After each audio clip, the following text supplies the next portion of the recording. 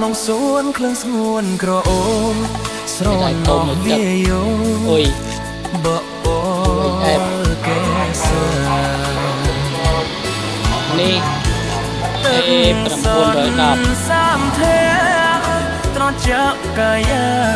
រាត្រីរងាបងមានស្មួនចាស់ដើមខូចសុំលេងរយំដងក្បែរមកស្ទឹងបងទុនទាំងចាំផ្លូវស្រីនួលអនេះក្រៅពន់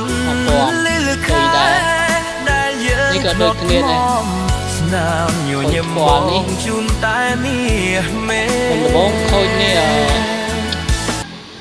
ម្ចាស់ដើមគាត់ខូចថ្មដែរហើយមកទិញថ្មគាត់និយាយចាស់និយាយឡើងលក់ឲ្យអញ្ចឹងខ្ញុំដាក់មកថ្មីចូលដែរទៅនៅប្រើបានស្អាតធម្មតាវិញ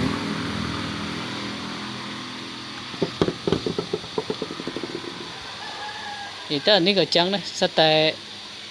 ម្ចាស់ដើមខូចថ្មហើយមកទិញថ្មនិយាយចាស់និយាយឡើងក៏លក់ឲ្យអញ្ចឹងខ្ញុំក៏បដូរថ្មថ្មីទៅនឹង IP67 អុយដែរនេះក៏ IP67 ប៉ុន្តែរៀងខុសគ្នាអានេះវាមាន LED រីឯខាងនេះអានេះ LED ទេហើយតម្លៃវាដាច់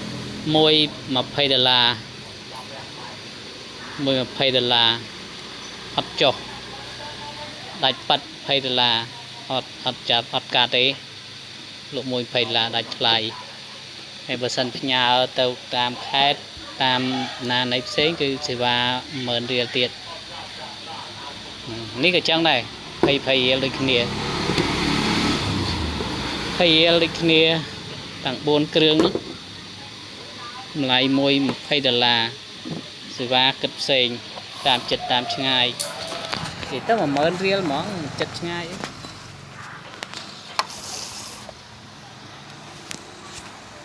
ឆ្ងាយលើសពីអស់លើស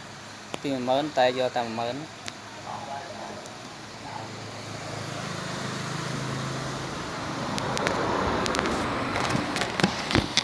ហើយនេះមុខអ្នកលក់ដោះវ៉ែនតាចេញ